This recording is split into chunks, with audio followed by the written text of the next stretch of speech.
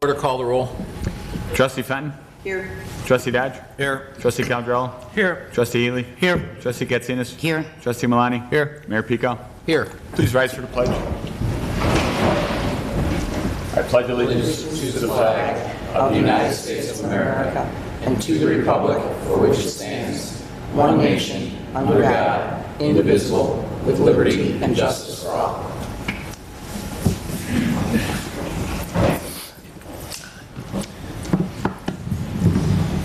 Approval of the October 10th, 2019 special meeting minutes.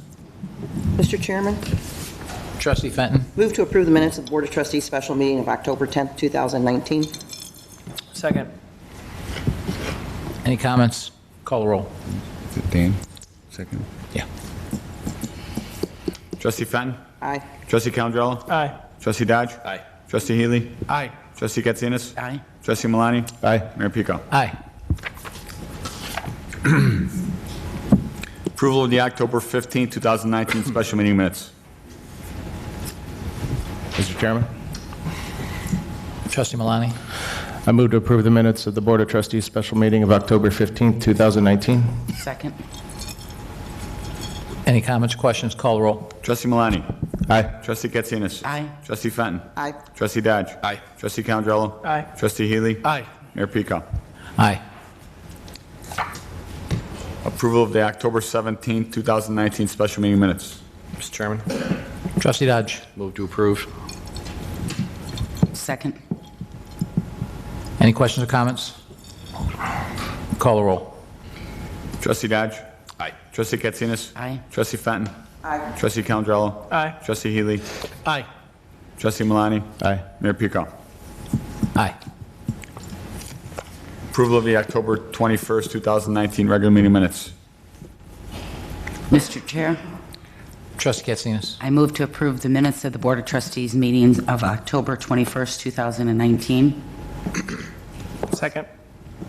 Any questions? Call the roll. Trustee Katsinas? Aye. Trustee Healy? Aye. Trustee Fenton? Aye. Trustee Dodge? Aye. Trustee Caldrello? Aye. Trustee Milani? Aye. Mayor Pico? Aye. Landmark Illinois Award presentation. So we're going to have an award presentation by Trustee Fenton and Sarah regarding the Stellwagen Farm. The Landmarks Illinois has recognized the Stellwagen Farm by awarding it with a preservation award for the restoration of the 10 outbuildings that are on the site. Their motto is people preserving places for people, and it's a great honor that Stellwagen was one of 9 recipients to receive this award. This distinction signifies the farm is viewed as a historic site, which is important to the Orland community and to the state. This award will also help when applying for grants and explaining why the farm is an important piece of history to the Village of Orland Park. The Landmarks Illinois Award, which was awarded to the Village of Orland Park and the Stellwagen family on October 18th, 2019. Do you want to come down too? Sure. If the Stellwagen Foundation would like to come forward.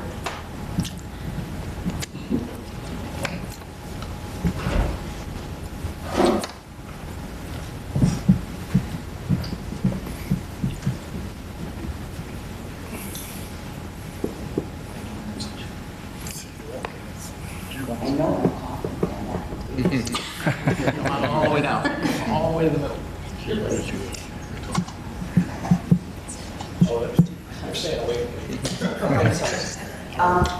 Just want to say that this is something that is phenomenal for the Village of Orland Park and the Stellwagen Foundation to receive. As Mayor Pico stated, we were only one of 9 recipients to receive this. We received a $1,000 grant along with this trophy, and we will be receiving a plaque also. This puts us on the map in the state of Illinois as a historic building and site. The family was gracious enough before we took it over officially. They restored all the 10 outbuildings to the best of their ability. With the money that we had left over from the bike path, we're using some of it to, as you can see, we're going to be starting an asbestos removal in there. Sarah and her worker bees, all volunteers, have been in the house, and these are just some of the pictures that she's going to explain of what's been going on since last week. It was with great pride that I sat there at that award ceremony, and Jim Stellwagen, who spoke, received the loudest accolades from everyone sitting. There was over 250 people at this award ceremony. And I think so much of it was when Dad's picture showed up on the screen, it was a tearjerker. So it really means a lot from me. I've been with this foundation since it started. It's something that's very important because without a past, you don't have a present and you don't have a future. So we're trying to relish and stay with the past that we have and show our kids that it's not just all about the mall or McDonald's or whatever. So with that, I'm going to, and this will be housed out at the house after this stuff is done. And there's a little hole at the bottom. They will be sending us a chip that plays the whole ceremony that took place in there. And Sarah is going to be putting this out in the display case if anybody wants to look at it. It's an absolutely beautiful award. Jim, would you like to say? Well, it was my honor to accept this award several weeks ago at the ceremony in Chicago. Thank you. I accepted this award on behalf of the family who did an awful lot of the work. The family invested over $300,000 as a gift to the village in restoring these buildings. And our family has been in continuous operation of that farm since before Abraham Lincoln was president. A long time, and 8 continuous generations have been involved in the project, so it's been our privilege to be part of it. All our prior generations each had a part in creating the farm and building the farm up, and it was this generation's privilege to restore the buildings. We did it out of love for the farm and out of respect for our ancestors. I accepted the award on behalf of the Open Lands Commission and their good work, and I accepted the award on behalf of the Village of Orland Park and the citizens of Orland Park who supported the project and who have the great foresight to preserve these open spaces, these last few spaces that the village still has. So thank you very much, and we're honored to be partnering with the village. Thank you.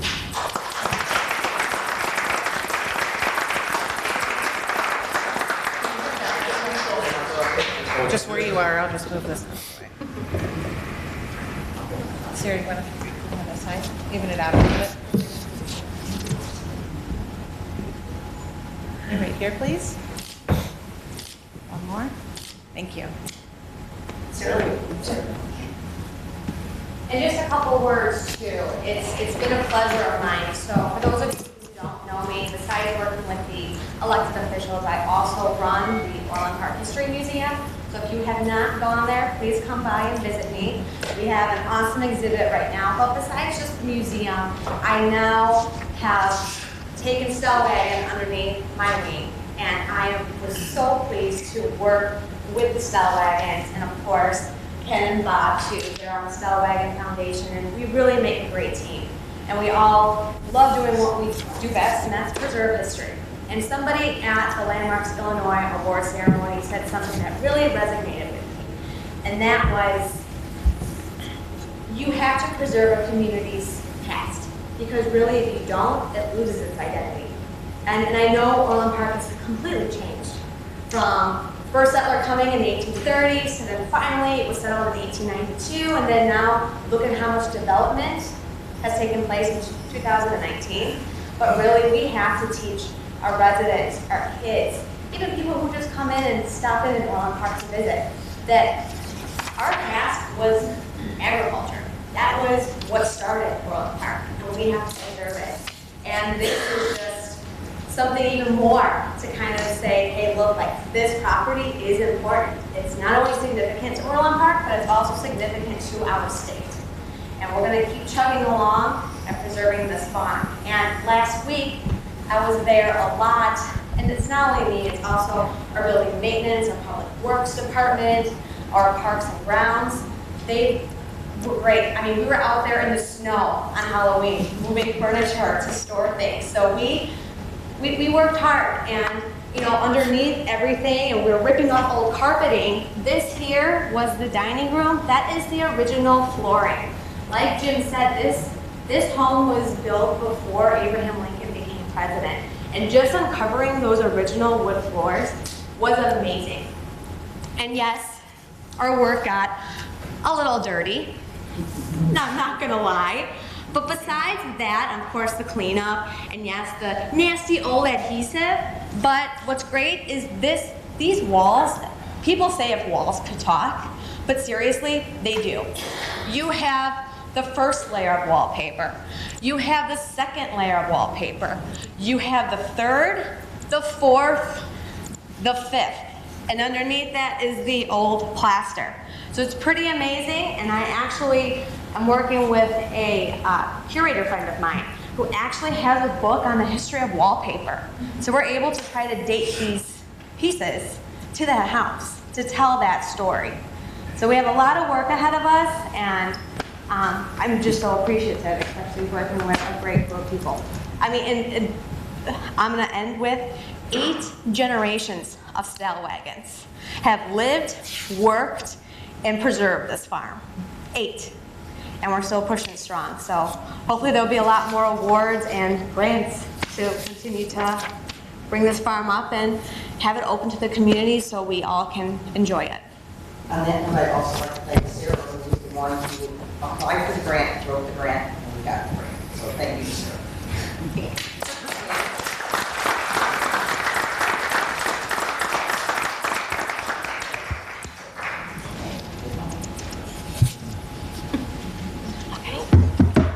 Sit out. Congratulations.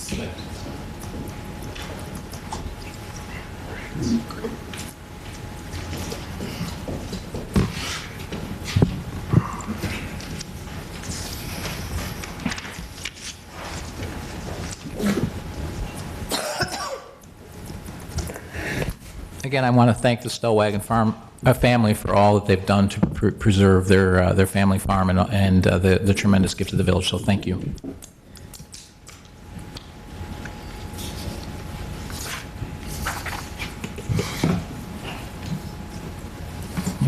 Consent agenda? Consent agenda. Item E, payroll for November 1, 2019. Item B, accounts payable from October 22nd, 2019 to November 4th, 2019, approval. Item C, 159th Street and LaGrange Road, various invoices acknowledgement. Item D, fiscal year 2020 liability property insurance renewal approval. Item E, budget adjustments fourth quarter approval. Item F, parking fare terminals annual maintenance approval. Item G, courier service contract approval. Item H, Horton Center AIG amendment 2019-0765. Item I, MWRD, watershed management amendment and ordinance. Does anybody need to take anything off the consent? I will be taking item D, so I will entertain a motion to approve items A through C and E through 8I.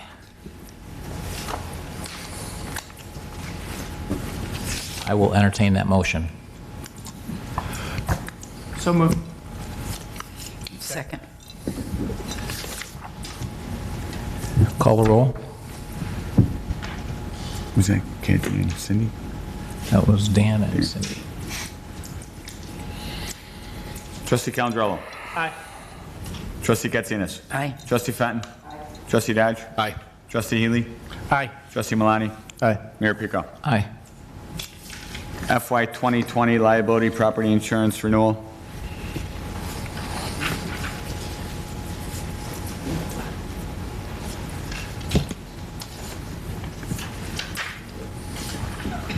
I will entertain a motion to approve the property and liability insurance carriers and premiums, as well as the CCMSI's claims handling fee and Horton's annual service fee in the total amount of $795,149, as presented by the Horton Group. Mr. Chairman. Do I hear a motion?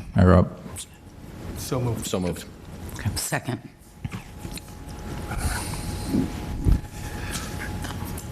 So I'm abstaining from this vote because I have a business relationship dating back about 15 years or so with Horton Insurance. Any other questions or comments?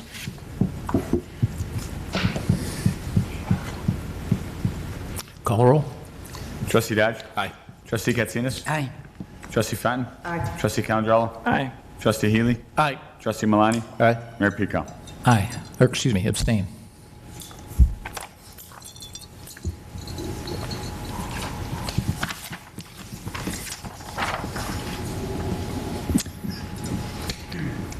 Robinson Engineering Contract Interim Staffing Services for Development Services, revised date. Mr. Chairman, Could I get a resolution number, please? 1922. Trustee Healy. I move to pass Resolution Number 1922 entitled, "A Resolution Approving and Authorizing the Execution of a Change Order to Robinson Engineering Limited, contract relating to the Development Services Department." Second. Do you have any questions or comments? Call the roll. Trustee Healy. Aye. Trustee Katsinas. Aye. Trustee Fenton. Aye. Trustee Dodge. Aye. Trustee Calandrello. Aye. Trustee Malani. Aye. Mayor Pico. Aye. 151st Street improvements. Mr. Chairman, Trustee Healy. I move to approve the purchase of the right-of-way required for the 151st Street roadway improvement project for a total purchase price of $40,500 and pay the land values to the property owners as shown in the attached Exhibit A. Second. Any questions or comments? Call the roll. Trustee Healy. Aye. Trustee Calandrello. Aye. Trustee Fenton. Aye. Trustee Dodge. Aye. Trustee Katsinas. Aye. Trustee Malani. Aye. Mayor Pico. Aye. ITP 19024 Centennial Park Aquatic Center railing replacement reissue. Mr. Chairman, Trustee Dodge. move to reject the only bid received for ITB 19024 Centennial Park Aquatic Center CPAC railing replacement and reissuing the invitation bid. Second. Any questions or comments after the one I have? I'm assuming we're reissuing because we only had one bidder? Correct, sir. Okay. Mr. Chairman, Trustee Dodge. and that was basically at a committee, we discussed the fact that timing and a couple of other things, we think we'd have better luck. Okay. Any other questions? Call the roll. Trustee Dodge. Aye. Trustee Katsinas. Aye. Trustee Fenton. Aye. Trustee Calandrello. Aye. Trustee Healy. Aye. Trustee Malani. Aye. Mayor Pico. Aye. Sterling Ridge Park. So I'll open it up to staff to explain the Sterling Ridge Park, and then I'll fill in some of the background there, and then we can discuss it if we need to discuss any further. During the 2018 year for the planning of 2019 budget, Sterling Ridge Park development was approved by the board as a passive park site. Through our process, we had an on-site meeting with the residents to provide them renderings of examples that we could put in there. During that meeting, we allow the residents in that area to voice their opinions, things they like, don't like, and actually vote on the concept that they like. Shortly thereafter, we received a petition of signatures from roughly a little over 20% of the residents of Sterling Ridge inquiring as to making the park an active site, which is programmed with playground equipment. Received calls back and forth for and against that. Direction given by village managers and elected officials was to move this to the Rec Advisory Board for their evaluation of the project, and after that recommendation, bring it back to the board with their input. The Rec Advisory Board had recommended to continue moving forward with a passive park site. So to fill in just a little bit on that, so the staff and the village manager were coming forth to recommend a passive site. We had numerous complaints. One in particular individual that was complaining said he had a petition, had plans, had done a lot of work, interested in an active site. So on the 26th, during our finance committee, or before our finance committee, I talked to each of the board members individually, and then also afterwards as well, and the board agreed that the place to send this to would be for the Rec Advisory Board and let those 13 individuals on our Recreation Advisory Board advise. And so they heard the arguments for both sides, and I believe their recommendation was unanimous to keep it a passive park. Correct, sir. And that's based on based on a lot of factors, but particularly the fact that there's one park within like 11 houses that's active, and another park the other direction within a couple tenths of a mile as well that's active, correct? Or that will be once the... Pretty much so, yes, sir. Once the villas are built. With very close proximity on both sides, north and south. And with that, if anyone else has any comments, I think tonight we're to give them direction on what to do so they can go out for bid. Mr. Chairman, Trustee Dodge. I'd like to thank staff for doing a great job kind of staying in touch with the residents. This one was a little bit unusual compared to a lot of the parks we've had developed in terms of development comes in, park goes in, houses go in. So this is a little bit out of, I don't say sequence, it's not exactly the right word I'm looking for, but I appreciate the fact that through all the process, all the residents had a chance to be heard. And the reality is, the way the park is situated, they've got a number of options, and we're trying to manage to a budget. So kudos to staff for handling it that way. Any other comments? Mr. Chairman, Trustee Calandrello. I think I'm going to be in the minority here, but I definitely think that we could probably look at the numbers better to get an active park in there, but I think I'm going to be outnumbered here, so I think a resident I'm not expecting a Taj Mahal next to in this area, but I thought we could at least do a little bit of a hybrid. That's just my opinion, but I respect the process. Any other comments or questions? With that, I'll take a consensus to tell staff to go forward with a passive park. All in favor? Aye. Aye. All opposed? Nay. So please go ahead and bring us a bid. Very good, sir.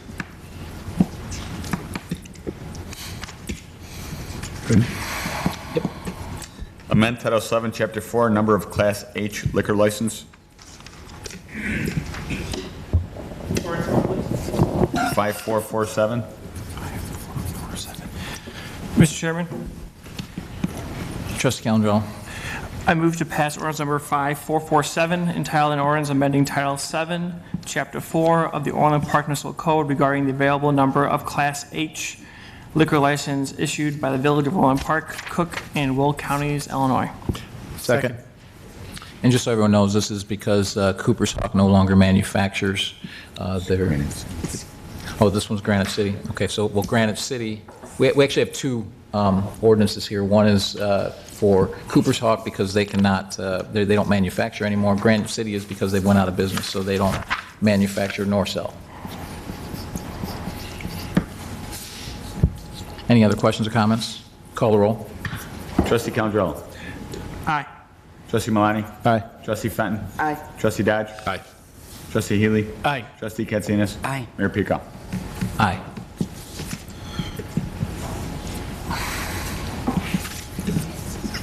Amend Title 7, Chapter 4, number of Class J liquor license.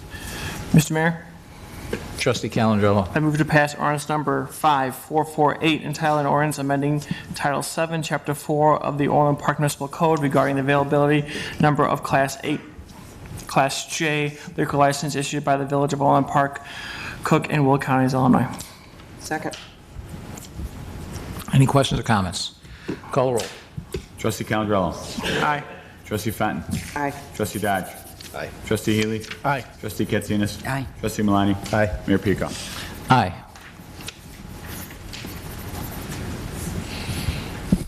Resolution relating to termination of participation by village president in the Illinois Municipal Retirement Fund. Mr. Chairman, Trustee Dodge. resolution number, please. 1923. Mr. Chairman, I move to adopt resolution number 1923, a resolution relating to termination of participation by elected officials in the Illinois Municipal Retirement Fund. Second. So the motion has been moved and seconded.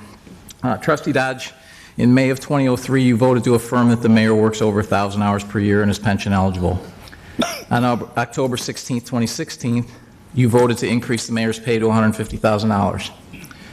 On August 20th, 2017, you voted to reaffirm, as IMRF required, that the mayor works over 1,000 hours per year and is pension eligible. On May 20th, 2019, 5 members of the board voted to make the mayor's position ineligible for a pension at the start of the next term, when the position will again be part-time. You and Trustee Fenton, however, voted against this item and to keep the mayor's position pension eligible.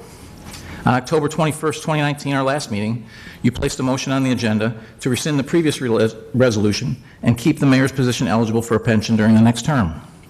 5 members of the board voted again to stop your motion. You and Trustee Fenton, however, voted to keep the mayor's position eligible during the next term. Now you bring another motion to the board floor to certify that I am currently working less than 1,000 hours per year when every trustee, including you, and every staff member in this room knows that that's not true. You are asking the trustees to vote to falsify a legal, official government document. This is the same thing you tried back in May. When will this end? Trustee Dodge, the people of Orland Park elected us all to carry out the village's work. We cannot, because you, sir, continue to hijack the people's agenda and spend unnecessary money on legal services. The point's moot.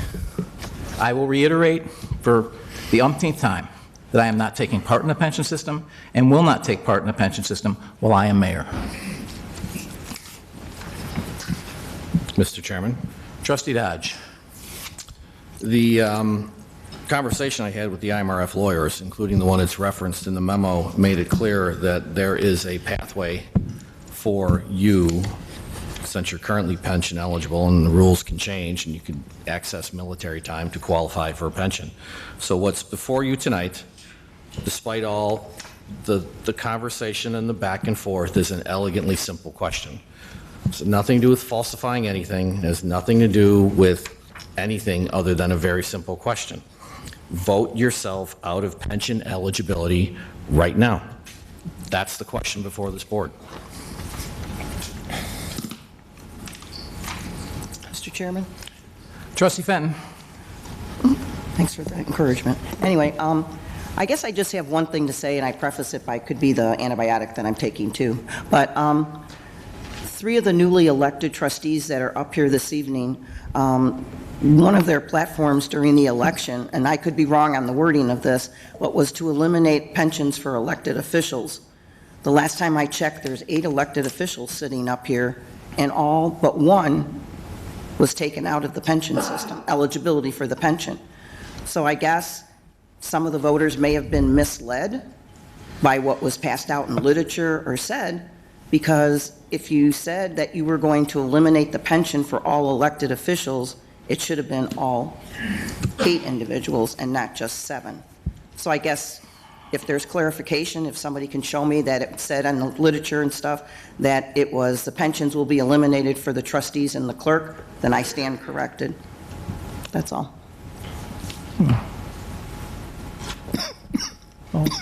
Mr. Chairman, Trustee Belani. a couple follow-on comments on that one, but got a couple questions first. And this is to staff to kind of clarify some things. Would you confirm that the mayor works at least 1,000 hours a year? Based on public opinion and staff's In my opinion? time here, he definitely meets the requirements for that. Okay. So to say on a form that he works less than 500 hours would be lying, right? I think you meant less than 1,000 hours? Less than 1,000 hours would be, lying, correct? Yes. Just to be able to push a document through. So, next question then. So when Mayor Pekow finishes his term, how many years would he be eligible for an IMRF? The mayor is Tier 2. He does not qualify for a Tier 1 pension, so Tier 2 requires 10 years to be vested. So 4 years in the current term, there is the opportunity to purchase 4 additional years of military, and then it would require 2 additional years to get to 10. Okay, so thank you for answering 3 of my questions there. That's great. So we have 4 years for Mayor Pekow finishing his term, which he's going to do. If he chose to buy back his military time, he'd be eligible for another 4. That's 8. He needs 10 to be fully vested in IMRF.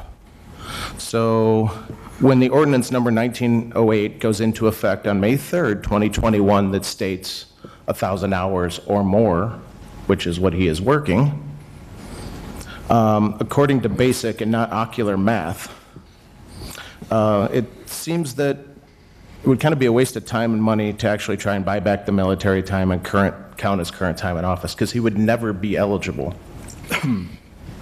because he only has 8 years, correct?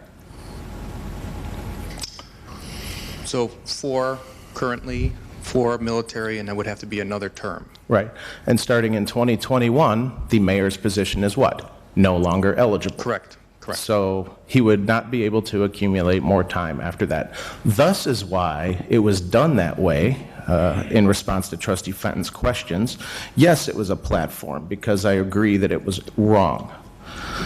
But If our attorneys laid out the roadmap for us of what we had to do and we followed it, why are we still questioning it in November?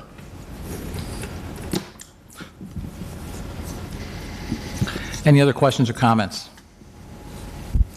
Mr. Chairman? Mr. Mayor? Trustee Healy?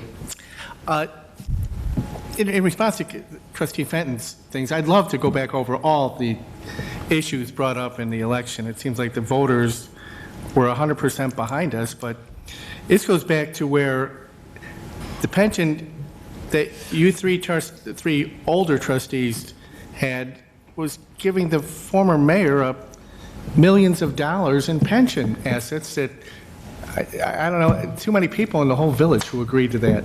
We took the steps to take back the pension abuses and correct what you guys had done, in our words, incorrectly. Awarded someone, more than what was due.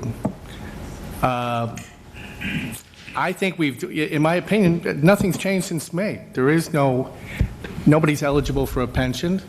Everybody has, we've been very clear on this. We've got the lawyers and the management, an agreement that there is no pension going to be awarded to Keith Pekow. And if we have to it might be good to put I know, it's because of the situation with it's my understanding that it's because of the situation with the full-time salary that these extra steps we're going through these useless gyrations. Maybe we should pass if I could submit an ordinance that that no one named Keith Pekow will ever get a pension from Orland Park. Would that be a proper motion? I mean, it's very... I would be fine with this motion because I've never participated, but I don't think that would be legal per the IMRF because I don't think you can single out individuals. But I love the intent, and Director Mampy, am I participating in the pension? Thank you. Mr. Chairman? Trustee Dodge. So a couple of comments to just build on the previous comments. One, there's nothing in the law that says shall, must, in terms of an individual board certifying an elected position certified for pensions. Full stop. So, George, with all due respect, there is nothing that forces us to falsify anything. There's nothing that forces a board to say, yes, you're all pension eligible, so therefore we can all vote to end everybody's pension. I've always said this is a pension eligibility question. A pension eligibility question. So, and the IMRF lawyers affirmed it to me, and I believe they've affirmed it to staff, a future board could vote to extend the current deadline. Let me say that again. Future boards could vote to extend the deadline. So the question then remains, what's going to happen in the future? So let's try and anticipate that. And let's recall the night that this was voted on, I think back in May, the original proposed motion that was in the board packet terminated all participations in the pension that night. This board's majority changed that to 2021. So they actively extended the window for pension eligibility. So we're back to the essential question before us tonight. As a board, we can vote to take yourself, Mr. Mayor, out of pension eligibility. Right now, it's a simple yes or no. The broader question becomes, do you believe that the majority of this board might change the rules going forward? Hold that thought until we get through the next board item. Mr. Mayor? Trustee Healy. The next board, I think it's insane to speculate what the next board's going to do. We might recall, we could put an edict out that there's no trick-or-treating going on next year. We could put a thing out that we could declare war on Tinley Park. These are insane. We've been honest with the people. We've done what we're supposed to do. It's in place. I don't see why we're even talking about it. Any other comments? Yeah, Mr. Chairman. Trustee Malani. I'm going to go back to what I said 2 weeks ago when we wasted our time talking about this. So we might as well waste some more. I'm going to ask again the same question I asked everybody 2 weeks ago. If a board sat up here, ran on a platform that said we're going to take pensions away from elected officials, and we came up here and said, hey, we're going to vote them back in, would that be career suicide for an elected official? Would you line up and vote for us? I think that's what it comes down to here. It comes down to integrity and honesty and values. And if you don't hold our board to those values, I think there's a much bigger problem than this pension at this point. I had the same thing written down that Bill said. I had something here that said, I'd like to move to approve a resolution that anyone named Keith Pekow shall never be eligible for a pension no matter how long he serves or how many hours he worked. Because I feel what that's really all about. Because yeah, a next board, we could all be gone, you could still be sitting here and vote the pensions right back in.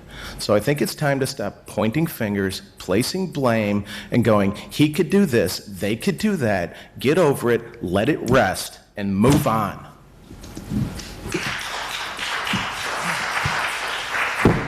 Any other comments or questions? Mr. Chairman, Trustee Katsinas. I think this whole talk about these pensions goes back to the wrong guy won the election. It was set up in a way for another individual, in my opinion, to receive a large windfall. When Keith won the election, it changed the dynamics. And here we are today. I see this form here, we're stating that he doesn't work 1,000 hours, 1,000 hours a year. How could we, Mr. Walsh, in good conscience, vote on this when this form clearly is in conflict with what is going on? I think that if the board believes that the village president serves more than 1,000 hours, they should not pass a resolution that says he doesn't. Thank you. Any other comments? So my final comments before calling the vote is Trustee Katsinas laid it out. In the form, which you don't see, it says, whereas this governing body has previously determined that the following elected position required performance of duty for at least 1,000 hours per year. Whereas the duties and responsibility of this position have changed and it no longer requires performance of duty for at least 1,000 hours per year, effective tonight. So let's look at the future. Trustee Dodge asked us, I mean, no one knows what the future can do. The future board can do, even if we voted this tonight, the future board could do whatever it wanted to do. Any future board can, George, any future board can take that action, right? And make this position eligible again. That's correct. Okay, so let's look at history because it gives you some insight into the future. So Trustee Dodge and Trustee Fenton voted to increase the mayor's pay to $150,000 to give him a big pension. They voted to reaffirm that it was 1,000 hours in August 2017. Then, when the board moved to make the mayor's position ineligible beginning in 2021, when it is no longer 1,000 hours, they were the only two votes against that. Then Trustee Dodge put on the last board meeting a resolution to keep the mayor's position eligible for the next term. The 5 members of the board voted to stop your motion. You and Trustee Fenton, however, voted to keep the mayor's position eligible during the next term. Now you're asking the board to falsify, as Attorney Walsh just said, if I'm working more than 1,000 hours, we should not pass this resolution. It's really that simple. Who's more likely to change this back to a pension eligible position? The people who made it non-pension eligible, or the people who tried to give someone a big fat pension in the past and keep it pension eligible? I think past behavior indicates future performance. So with that, I'll call the roll. Mr. Chairman? You've already had your 2 bites at the apple, so you can save your... Robert Rules, point of order. You called me out twice. Mr. Walsh, do I or do I not get to respond, given I was called out directly? Point of order, Mr. Chairman. So, Trustee Milani. Who's spoken twice? He but just I made can a call point of order at any time. You want to read the book here? Yeah.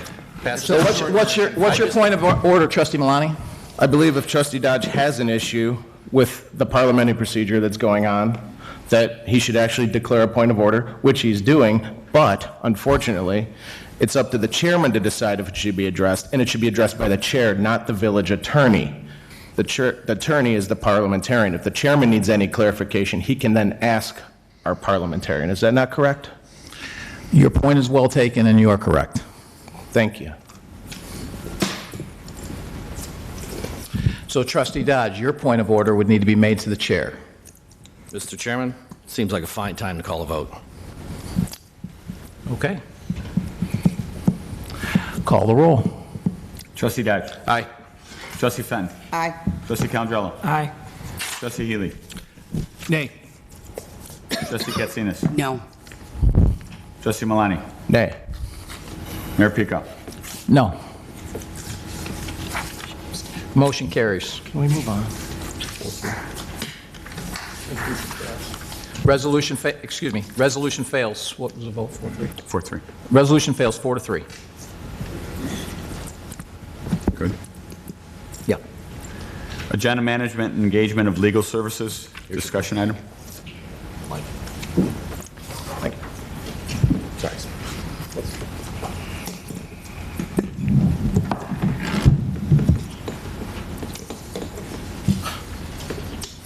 So this was brought up by Trustee Healy last week regarding the issues had at the last board meeting, and he asked staff to look into this. So, George, could you please give us a summary of what some proposed solutions are? So this is based on practices in other communities. One of the provisions that can be incorporated is a Board of Trustees agenda initiatives process. It would include a form that any single trustee would be able to put on. I don't think people can hear you. It would include a form that any single trustee could put on, or that would get put on an agenda, and then any 3 trustees could approve that initiative moving forward.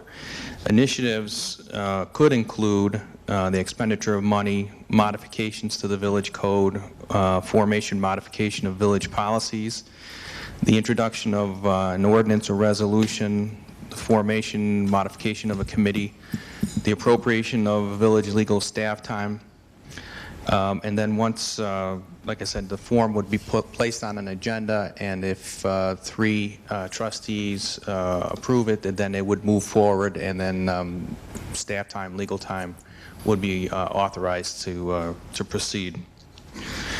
Another potential provision is previously deliberated items. Language could be added that would that items that have been previously defeated would have a period of 1 year for that item to be reconsidered. And the last initiative could be the committee agenda initiatives. Currently, a committee chairperson or anybody as part of a committee could ask that an agenda item be placed on that committee. In cases where other committee members don't feel that that committee is the appropriate venue for that, they can object. Any single committee member could object.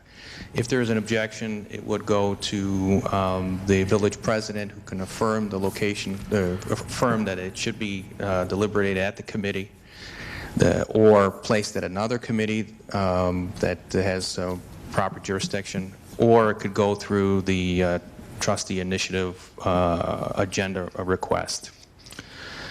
This provision is based on maintaining the current committee structure. As the village board knows, previously the village board operated under a committee of the whole process. That is also an option where it can revert back to a committee of the whole. At the committee of the whole, they would be scheduled at the same time that the regular committees are held, 1 hour prior to the meetings. And the committee of the whole would discuss the expenditure of money over $250,000, development agreements, amending the city code, and the implementation of modification of policies. Other than that, the rest of the items would go directly to the Board of Trustees at a full committee.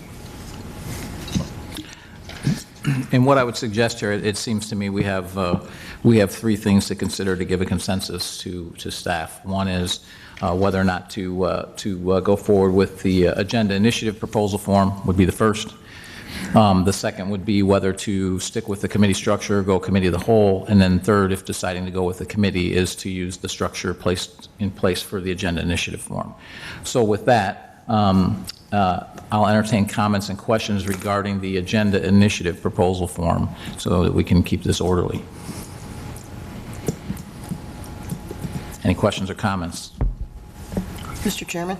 Trustee Fenton. When I read through all this information, I was getting the impression that we're all elected officials. We all have a responsibility to do what we feel is right for the residents in the village.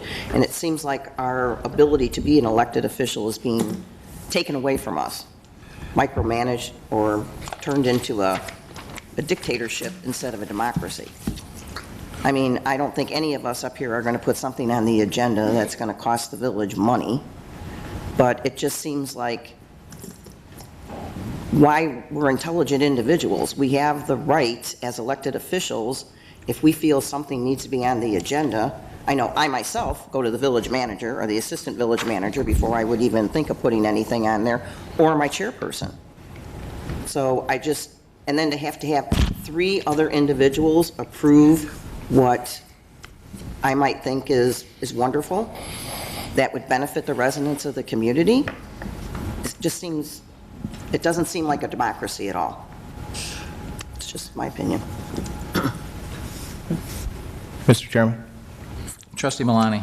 I kind of figured when I saw this that, violating free speech or violations of the Open Meetings Act may come up, but I guess I have a question. This doesn't violate any free speech, rights at any kind, and it doesn't violate the Open Meetings Act, correct? That's correct. Okay. And correct me if I'm wrong, but other villages have similar policies for putting items on the agenda? Yeah, this was based on samples from other communities. Right. And we have the ability to create our own rules as we look at some of our ordinances that we have today, correct? That's correct. So for that, I kind of like this idea. We hear about process up here at least twice a month, sometimes more. We hear about finding efficiencies a lot lately, too. So I think this is a process that will actually help us put some efficiency into our committees, our board meetings. We can lower our legal fees. We can free up our clerical resources. And most importantly, stop wasting our time with agenda items that serve no purpose and get nowhere. I mean, how much time did we just waste? 28 minutes tonight and 45 the previous meeting? So, yeah, I think that this could be very beneficial to us.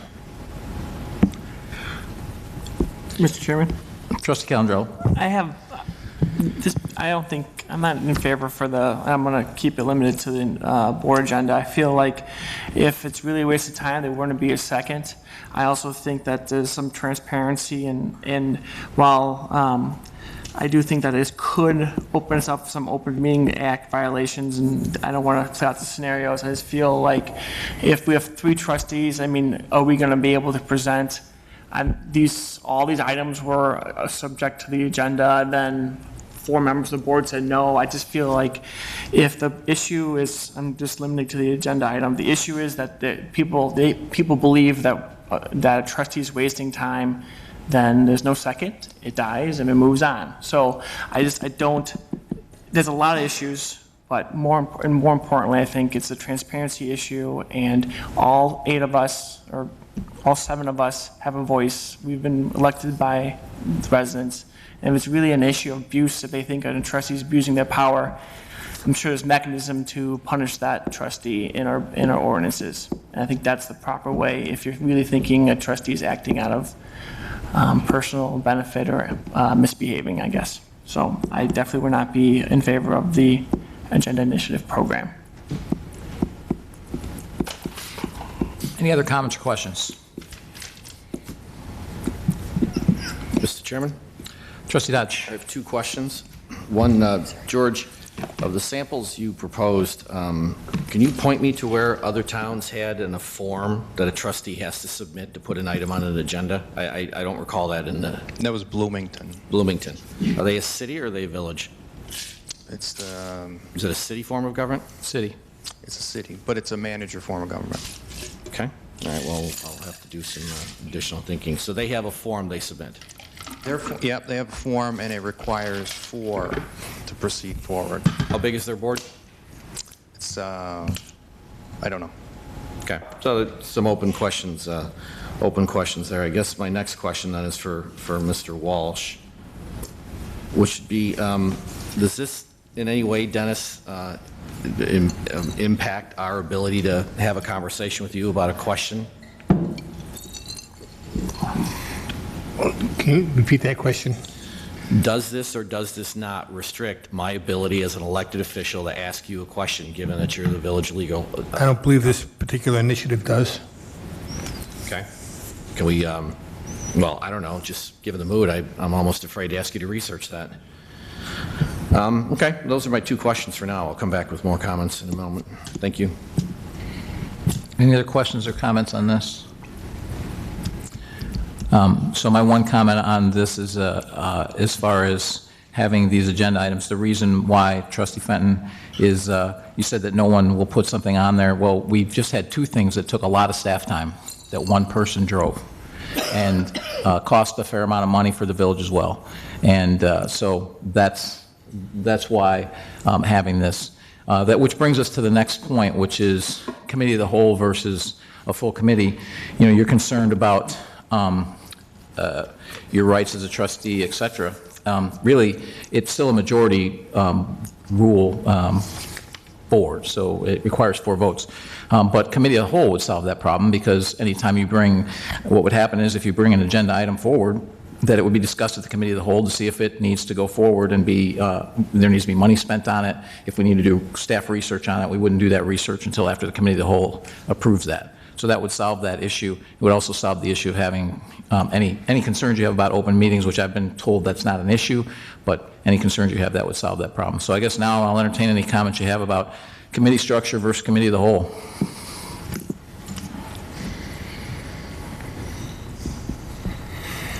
Mr. Chairman?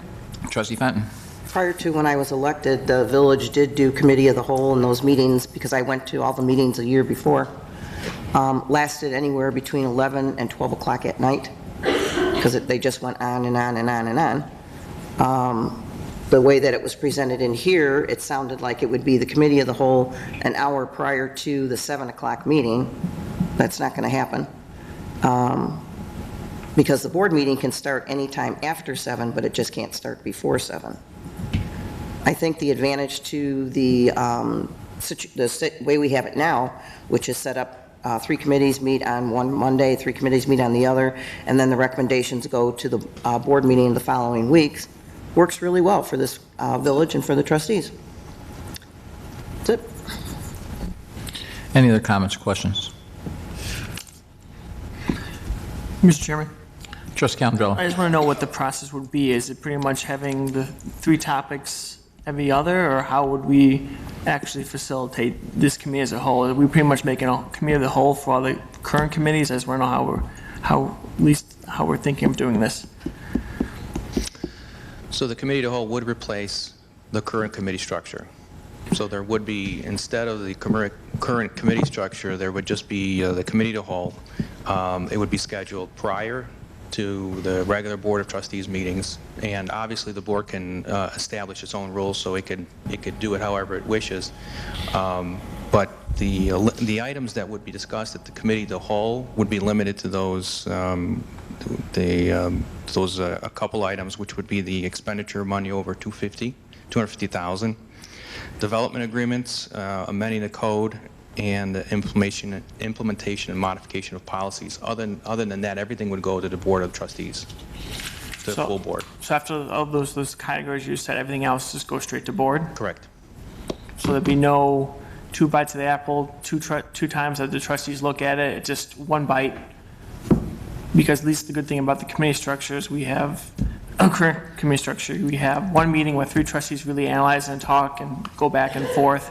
Then they have 2 weeks to think about it more, and then the full, I look at all the committees, so I kind of have almost a month to figure out some things, especially when it's difficult issues. I don't know if that's the most, jamming it all one shot is most efficient and productive and maybe even arguably educated vote. That's just my opinion.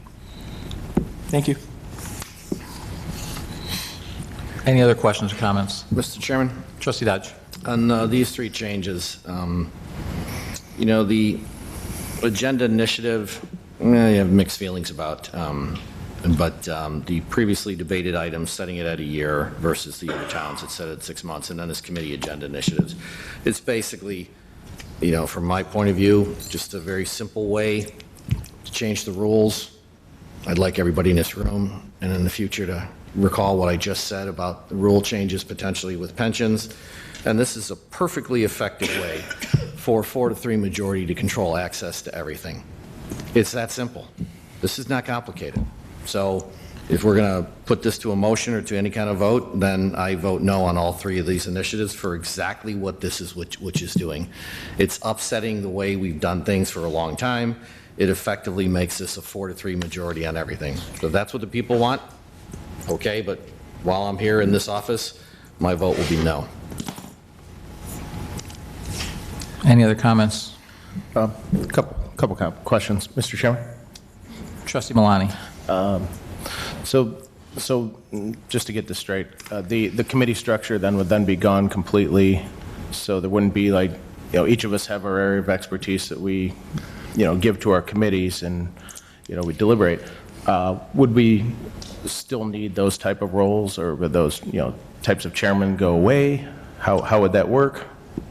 And again, the village board can set its own rules. The committee of the whole is one of those options. It would eliminate a chairperson per se. It would be just the entire committee. Now, the committee structure can stay in place. The agenda initiatives can be incorporated for that. But if it's the committee of the whole, it would be the shared expertise of the entire committee for agenda items. Okay, and so then, and to get this right, so like development services, every department would come every board meeting with their items then? Yes, so for the committee of the whole, like if there's a development agreement, it would go to the committee of the whole for deliberation. Okay. Prior to it going to the Board of Trustees. Right. And, in response to the previously deliberated items, 6 months, a year, what's the difference? I mean, we want to talk about the 4-3 board being able to take control of things, but I don't know, before we got here, I believe it was 6-1, and he didn't have a problem with that, so. Any other questions or comments? Mr. Chairman? Trustee Fenton. Currently, you have a policy, or the board has a policy, that individuals are only afforded the opportunity to speak for 3 minutes. At the committee structure, individuals are afforded the opportunity to speak for whatever length of time they want to, unless it gets ridiculous. But if it goes to the committee of the whole, are the individuals going to be told they still only have 3 minutes? Which that's another advantage to the committee structure. Individuals are able to speak their voice, share their opinion, and it just seems like this process, if it's limited to the 3 minutes again, then we're just telling the residents, okay, you've got 3 minutes, that's it. And where at the committee level, we let anybody talk for as long as they want. And maybe I would ask Attorney Walsh, because he represents, I think their law firm represents other communities that have committee of the whole. Do they restrict time for committee of the whole discussions? Generally not. Generally, if it's an item that comes at the committee level for a committee of the whole, it's fully hashed out so that the committee of the whole can make a recommendation to the full board. Any other comments or questions? Mr. Chairman? Trustee Calandrello. So we're still only limiting people to 2 comments per item in this? Is that correct? So that means if we go to the committee of the whole process, we're only allowed to talk twice on a topic. Is that my understanding. We can set whatever rule we want to set. Correct. Okay, because I just know, I mean, in our committees, and whenever I chair a committee, I let people talk as much as they want. I never say, you talk twice, I think that's open discussion, and I just, grouping everything together, just eliminates the chair also. I mean, when I was with Tim in the police department, I became somewhat of an expert on our police department. When I was with Nancy and Gary, that was, the village has a lot of things, and you kind of became an expert of Parks and Rec. As I'm learning with Anne Marie, I'm learning slowly but surely about finances. I think taking away that expertise or that relationship with the chairperson is just not good. And also, I think we're eliminating discussion or ability to deliberate fully with all these changes, and also about bringing up an item after a year or 6 months. I mean, I remember people on this board talking about you could change your mind and go re-vote something a different way. So, and if we're stuck to, okay, well, in 6 months we could re-vote, I just not liking all these changes and the ability for us to govern. Our citizens want us to govern, and the transparency issues and some other issues, doesn't feel right to me. Thank you. Any other comments? Mr. Mayor, Trustee Katsinas? I do think the committee has definitely some value, but assuming that everyone in that role as a chair follows the chain of command. The chain of command within our organization is village manager and assistant village manager. The relationships with the department heads, with the chief, excellent, but I think we have to be mindful of the chain of command. And back to your form, I think the form is a very good idea to have a couple of trustees give their opinion on placing things on the agenda. I've been on a board where that wasn't the case. You work from your frame of reference. I think to keep everyone in check, I think it's a good thing. So thank you. Mr. Chairman, Trustee Dodge? question for the attorney. If I'm not mistaken, the way this is written, trustees would have to go through a form and then get 3 other trustees to agree with them. How does it work under Illinois law in terms of the office of the village president, in terms of placing items on the agenda?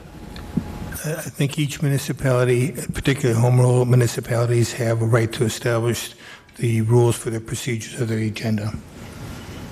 So then, following on, theoretically, we could say everybody on the board of trustees, which is the board and the office of the village president, have to go through this form to put an item on the agenda? Is that what you're saying we could do if we so choose? Yes, you could. You could structure it any way you wanted to structure it. Thank you. Any other questions or comments? Mr. Chairman? Trustee Healy? I think one of the advantages that we as a community have is we brought in from the outside a village manager and an assistant village manager who I think every trustee here could approach, and they would get an honest answer from an independent worker out there. And I think we've got some quality people that you can go and get and discuss a problem one-on-one with, and they would assist you in bringing a matter to the forefront if it were that important. So I'm not opposed to the committee as a whole thing. I think we've got a good staff, we've got a good management in place, and I would rely on them to help make the system work. Any other questions or comments? So George, question for you. If we went to the committee of the whole, then one trustee could put something on the committee of the whole for it to be discussed, and then the board could decide whether or not we spend resources on it, but we could have a discussion on any item. So the minority voice could be heard at that committee of the whole. Is that correct? That's correct. Wouldn't require this form. Maybe there'd be a form that they would submit just so that you knew what the agenda item was, but then that would just go to the committee of the whole, correct? So again, we can do it however as proposed. Yeah, as proposed. You could put the form so that you know what's going on there, but then you would put the committee of the whole, and then the whole board could discuss it, and the board could decide, do we want to spend resources on looking at this further? Do we not? But we can have that entire hashed out discussion at the full committee. Correct. Committee, at the committee of the whole. Correct. That's the way it's envisioned right now is once the form comes in, it would get placed on the committee of the whole agenda, and then and prior to it proceeding, it would require the 3 votes. Okay. And then to address some of the comments that were made, so Trustee Fenton, you said you wouldn't have any rights, and I believe someone said that we're changing the rules as well. When was the committee of the whole changed to committee structure? Do we know? I believe it was in the 90s. 1990 what? 1993. Okay, so it's been changed before. It's, as you pointed out, the board can set the rules that they so choose. So we've changed the rules before. We can, if we decide that we think this is a more efficient way to go, if the majority of the board decides that, they can decide that. That's kind of the way the rules work. As I think Trustee Milani pointed out, I can count to 4. I could count to 6 before. That's just the way that it goes. And that's why you have to work together to try and get things, to get someone to agree with your idea, to get it on the board floor, as opposed to just jamming it there and spending over an hour in the last 2 meetings on something. So, Mr. Chairman? I'm not done. Okay. Do you have a point of order? Okay. So, as far as having 2 bites at the apple, we would have committee of the whole. So you have a bite of the apple there, you have another bite of the apple. I would suggest that if we did go to committee of the whole, that it wouldn't just be things over 250,000. It would be anything that is outside of our budget. Anything that requires budget changes or budget approvals. If it's within the budget, the bid's within the budget, then it can go straight to the board floor and be discussed. But if it's outside of what we've budgeted, then it should be to the committee of the whole, because that will give us the 2 bites at the apple. That would be my suggestion. My suggestion also at the committee of the whole is that we wouldn't limit any time from residents as well, so that we could fully hash out issues. I don't think it's usually a problem at our committee. It shouldn't be a problem at our committee of the whole. A lot of the stuff that we talk about is still pretty, basic routine business. Before tonight, when I first saw this, I kind of thought, would rather keep a committee structure. But I've also reflected on, today we had an event where, and I appreciate that Trustee Fenton brought forth an issue from a resident, but she went forth to the Public Works Director, not to the village manager, and the village manager's office was pretty much out of the loop until after things were well in motion. And that's something we shouldn't do. And when I reflect upon my first 2 years here, there are trustees, not all, but there are trustees that view their committee and their department as their department, that they own it. And the reality is it's still a board of 7, and it's still a majority rules board. So I think I've changed my position from where I was last night to believing that we should go with a committee of the whole, which allows one person to bring it to the board floor. And George, I know you and I had this discussion about what about minority rights to make sure they can be heard when you first suggested this to me. I think I like that option better, personally. And with that, Trustee Fenton? When you mentioned about efficiencies, one of the reasons it was changed in either 93 or 94 was that they found that the committee of the whole was inefficient. It required staff to be at every meeting. They had to stay there through the whole committee of the whole meeting, the board meeting, and it just dragged on, and it put a lot on the staff. And when I met with Mr. Rettenbacher today with Mr. Zimmerman, that was a request from a business owner on Southwest Highway. I set up the meeting, and I knew Rich would contact George and Greg, which he did do. So I didn't do anything out of bounds. I made no decisions. All I did was bring a business owner to the Public Works Director, who I knew was going to relay the message to the village manager, because I have no authority to do anything or ask him to do anything. But that was the efficiency issue back then. It was inefficient for staff members and for the public. And any other questions or comments? Mr. Mayor? Trustee Calandrella. So and I know we're just discussing here, but reading the text here, it seems like the committee of the whole, which I'm okay with giving it a try. I think there's some negatives to it, but I'll try everything once. It sounds like there's only going to be 4, is it only 4 items, or is every item going to be in a committee hall and then 4? That's just my question, or the comment is, it should be all items on the committee of the whole.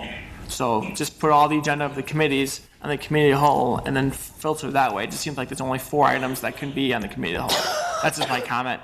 It just seems like there's, the committee of the whole is a special committee, but then where are the normal items like paying for or like the normal having a contract, those the everyday things we do in our committee structure. It just seems like, I'm not sure the committee host is going to be those 4 things that on the Legistar, or if it's going to be everything. That's. So what I just suggested, and we could modify it any way we want, what I suggested is that we put on there that anything that falls outside of our budget should go on the committee of the whole, so that would give us 2 bites at the apple. But if there's something that we bid out that's within our budget, it would go straight to the board floor, and we discuss it on the board floor. So, you know, whether it's a park project or a road project or something like that, we discuss it on the board floor. A lot of times what happens now, it goes straight to consent.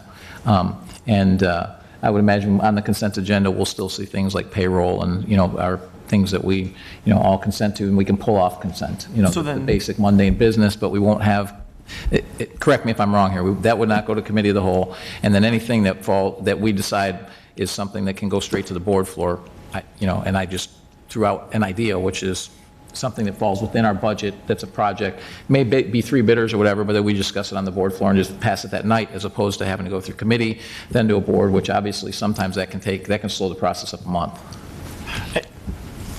So. And for me, I would just prefer, because that's what, and we just talked about 2 bites of the apple. Sometimes we have a bid that maybe we pass in committee, then all of a sudden, after you, maybe staff or someone else looks into it, we say, whoa, what's going on? So I would prefer having 2 bites of every item, but that's just me. And I just think it's a better process. Now, of course, if we have to speed things up for whatever reason, we do it now, and we'll do it for other issues. So I'm just a little worried about rushing things quickly through the process, because when things rush, usually, you know, we miss things on occasion. Any other questions or comments? Mr. Chairman? Trustee Dodge. I guess I'd like to see this modified and updated for some of the conversations we've had. I guess my question comes down to the committee of the whole. So if we replace the committee structure, we'll have 2 committee of the wholes per month, correct? Typically, I think a lot of communities will do it just once a month as a committee of the whole. This one is proposed twice a month, just to offer additional opportunities. For the workload, got it. What was the thinking on the expenditure over 250? Why isn't that set at your statutory limit of 20,000? No, the committee of the whole is really going to be would be an opportunity to have greater discussions prior to something going to a board of trustees meeting. The board can set whatever threshold they want to have these larger discussions, but I think anything that's under 250 and is already as part of the budget, has gone through the budget process, that's just a threshold to have that additional discussion. So I guess what I'd like to see clearly written up is exactly how we see this structure replacing the committee structure, because there's a lot of work we do with the committee structures, which is why we went to it in the first place. It was a workload and, quite frankly, a net throughput. So I'd like to see that written. And then my other question would be on this proposal form. Did I hear it right that we're saying that any single trustee can then suggest an item to be discussed at the committee of the whole, and then therein lies its fate, go, no go? Correct.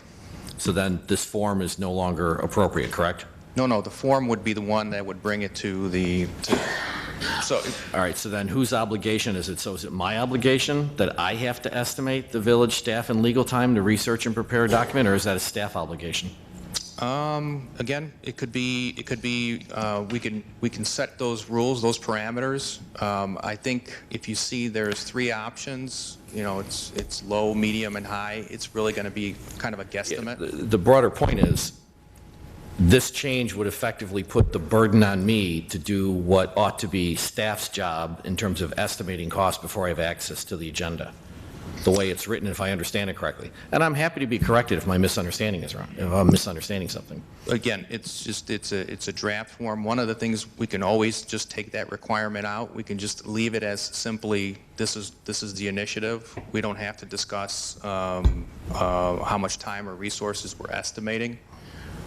We could probably, as a staff, we can maybe guesstimate if it goes through. Or we could just simplify the whole process, which is if we move to a committee structure, and I'm not necessarily advocating that, then any trustee can put an issue on that agenda and presumably will self-regulate about how much time it takes to do it, and you bring it up and say, I'd like to have staff research something, yay, nay. But going through this paper trail to get an item onto a board committee of the whole for discussion, I don't see the value of that, because if it's a bad idea, it's going to die an ignominious death at that committee of the whole. I don't know that anyone here has a problem, since there would be no form with a committee of the whole, or there'd be no, you don't need anyone else to sign off on it or say that you're interested in doing it as well, that we just get the agenda item put on the committee of the whole. But staff for the committee of the whole is not going to do a bunch of research. They're just going to put the item up for discussion. So they're not going to expend a bunch of time. So it could just be a verbal or an email, and we just place it on the agenda then. I don't have any issues with that. Any other comments or questions? So it seems to me that the question here, the consensus question to start with, because it impacts everything else, is should we look at drafting something that potentially, well, we could vote on the next time, or just the next time, and vote on for committee of the whole versus keeping the committee structure. So, because that obviously impacts the other questions. So if you can just call the roll for consensus on who would, if you would like to go to a committee of the whole structure versus a committee structure. Trustee Fenton. Committee structure. So the answer is no.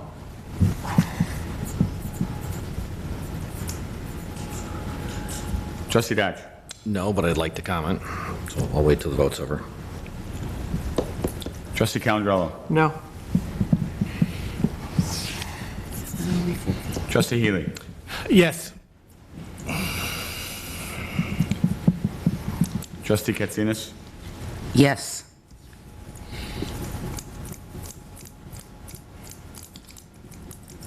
Trustee Malani.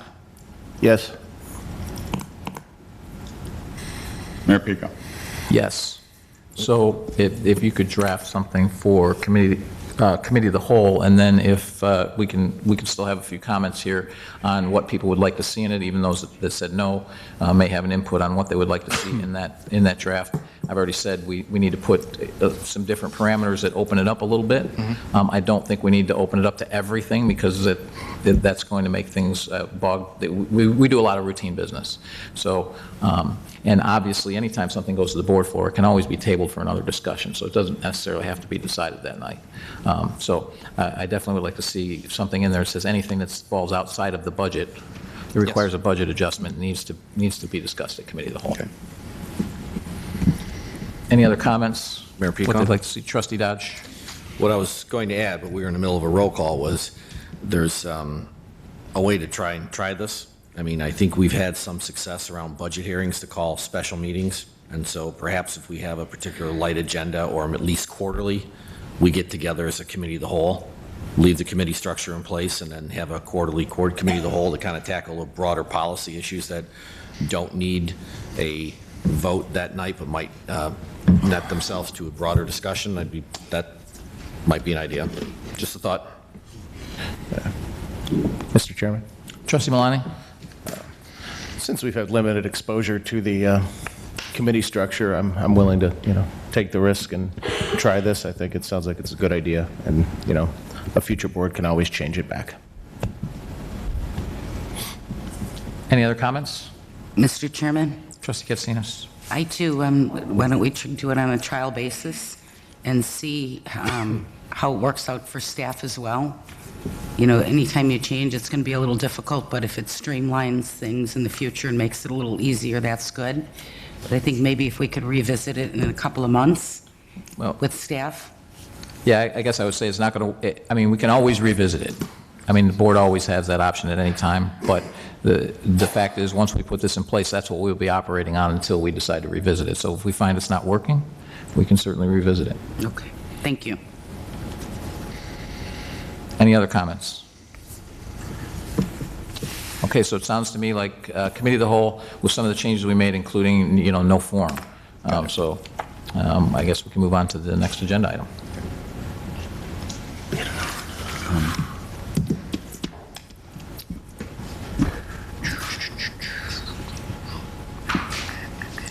Non-scheduled citizens and visitors. We have Kevin Nema.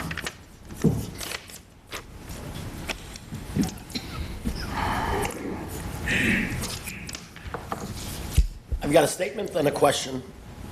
I've been a business owner in Orland Park for about 25 years. We've run out of Industrial Park at 131st, between 131st and 135th and Southwest Highway. We've operated there for 25 years. I never bother anyone with anything because this is an IDOT road. But today, I see a village truck pumping water. For the last 25 years, that street is flooded. I have never seen Public Works out there. But today, I see Public Works out there. So I have a question as to why today of all days. And then prior to that, we met with IDOT, met with the mayor in trying to alleviate the flooding problem that has gone from once a day for 2 decades to now 3 inches of rain, we're flooded out for a week. 1 inch of rain thereafter, we're flooded out again. We've been closed 7 days. It rained on Sunday, barricades went up.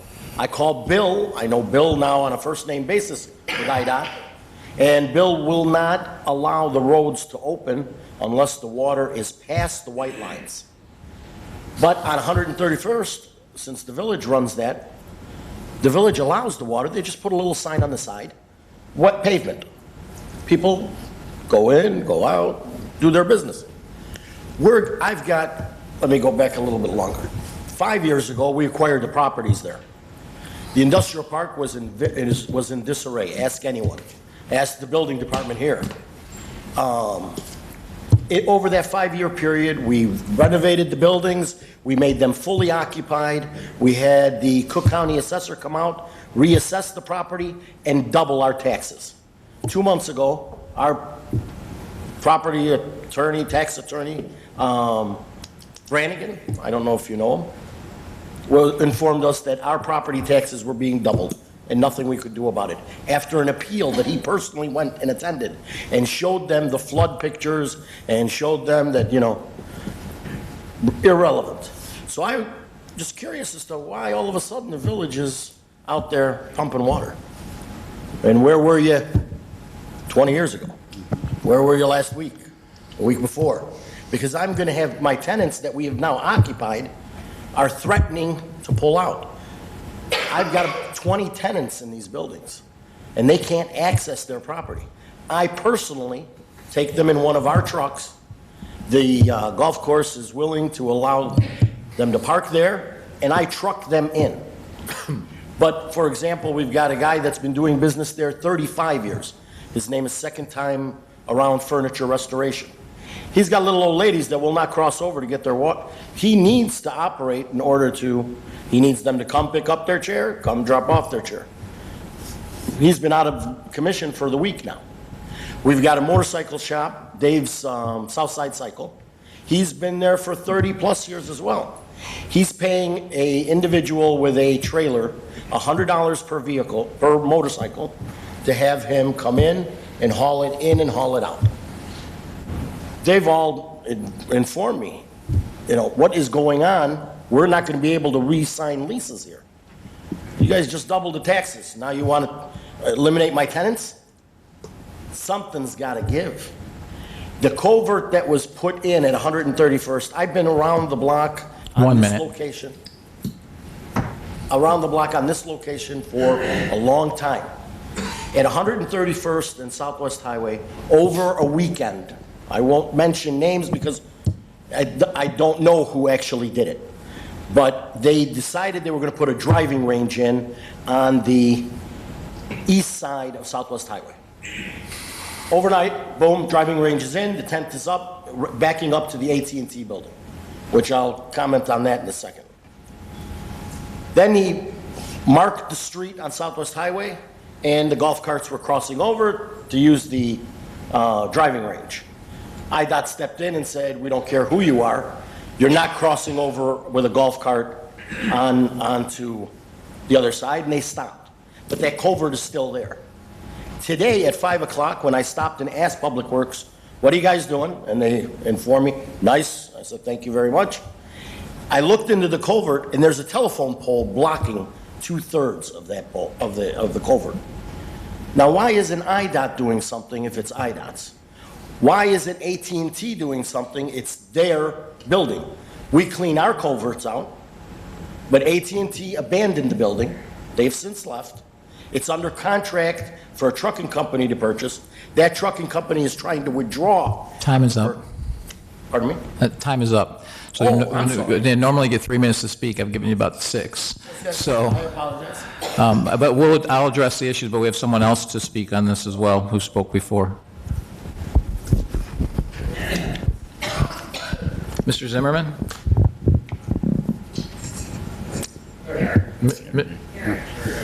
Mr. Zimmerman?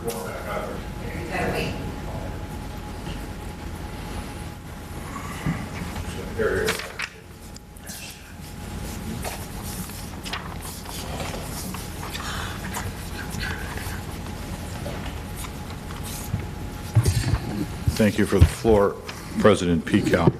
The trustees, I will take my 3 minutes. I first want to express to you that I have learned an immense amount about local government tonight, and I thank you for that. I'd really love to bottle that energy on how we do things and push that energy to moving the water off of Southwest Highway. We've been down this road before, as Mr. Nema has expressed. For 30 years we've been fighting this, but I'm going to go on the positive side right now. It's not about IDOT raising the road. It's not about IDOT adding a center turning lane. It's not about new traffic signals. It's about removing a blockage. This village, I'm a businessman in town. I own industrial real estate in town. I live in this town. This town has so much clout that we need to get the problem solved. President Pekow has asked IDOT on June 25th at the Payless Country Club. President Pekow clearly told Senator Cunningham, State Representative Rita, Trustee Fenton, Trustee Healy, along with business owners, that this is no longer a flooding issue. This is a life safety issue. Now, in my estimate, I don't know what is more drastic than a life safety issue. But somewhere along the line, if it takes us to come every other Monday night, committee of the whole, committee, I don't know what you guys are talking about. But I tell you what, the pumps wouldn't have been out there today if the committee chair, Trustee Fenton, did not orchestrate the meeting this morning with herself, myself, and Rich. Because it's not an awareness. I don't know how to get anything on the agenda, committee of the whole, committee of the half, committee of the third, as a citizen, as a businessman. So I'm lost. I'm lost.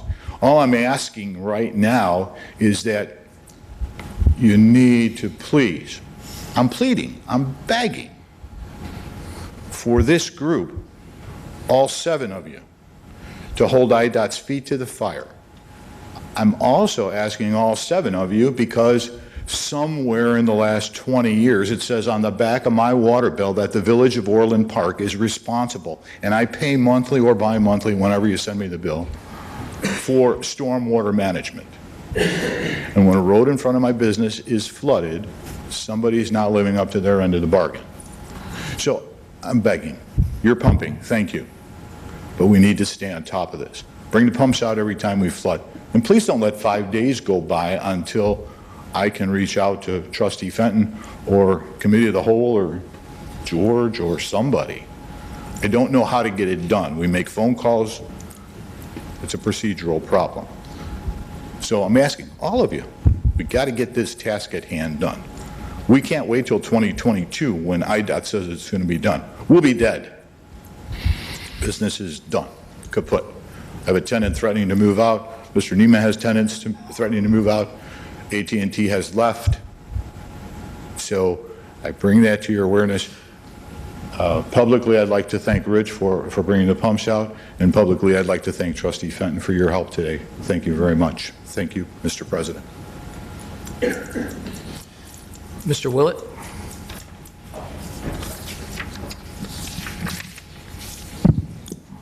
Well, I'd just like to bring up a point that you talked earlier about preservation of history. Well, I think our area over here is a historical part of Orland Park. And I don't think there's been too much preservation in that area over there. Last year, we were out phones for 5 weeks. AT&T, when they found the problem, said it was part of the problem was because the village didn't maintain the sewer system, and that's what destroyed the phone lines. Whether that's fact or not, I don't know, and I'm not pointing fingers. It just seems that this area over here doesn't get too much attention. And obviously, some of the problem is, I think some things have got, pardon me, would have been mismanaged, not by the village, by people in the area that run the golf course, that has opened up berms to have access both down across the street from us, which allows the water to run off the golf course onto the street into our ditch, which can't handle that extra of water, as well as the culvert at 131st, which creates a backup problem, which has been going on. I've been at that location. I've been in Orland Park for 30 years. I've been at that location for 15, and it was a problem before that, but not to the point where we got an inch of rain. It took 4 or 5 inches of rain before it would flood. Now it's flooding with an inch of rain. We really would appreciate anything you could do to keep us at some type towards the top of the list when we get these heavy rains, because it not only kills our business, and we have customers that can't get in. It just stops our business totally. You know, we can't get the customers in. We actually, some of our employees last year, as well as Gerber next door, they were parking in Four Seasons parking lot, and the employees were walking down the train tracks because they actually put a little bridge across the ditch behind us, and they were crossing across the bridge, which is not a very good idea to do with trains going by. So we would just appreciate your attention. Anything you could do would be appreciated. Thank you. Thank you all. Thank all three of you for your comments. I'll make some comments just to give you a little bit of history, and then I'll turn it over to staff for that, and if anyone else wants to add to it. But I think everyone on this board is extremely sympathetic to the situation and been trying to address it. For those of you who were at the meeting that and George and Greg weren't here for that meeting, but they weren't employed yet with the village. But well. Basically, we called a meeting with all of the legislators and IDOT. We had it at Palos Country Club so they could see the issues that they were having. And the issue wasn't about pointing fingers, because we know it's an IDOT road, so we know that. The issue was, how do we solve the problem? And what came out of that meeting was, well, a couple things. One is, we know what the problem is. The problem are the culverts that aren't flowing correctly. That was the problem, and there's actually a project to fix it. It's been engineered. We're in the middle of phase 2, which doesn't mean much to everyone in here, but we're basically getting the permits and acquiring the land. That's not what we're doing, but that's what IDOT is doing, and that takes time because you have wetlands involved. So that means you have jurisdictional wetlands from the federal government and from the state. So that takes time. What we were able to accomplish through this was to get that pushed forward and prioritized. It's still not going to be, the construction is not going to be started until 2021, but that will solve the problem. So the next question was, what do we do in the meantime? Because we can't keep having this, and the problem's getting worse, and it doesn't help when we have record rainfall in May, and then we have it again in September and October when we're trying to do something to address it.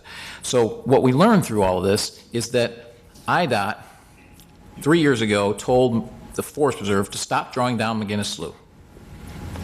Well, you know, I'm not a civil engineer, but I understand math, and if it's drawn down, that's an awful lot of capacity in McGinnis Slough.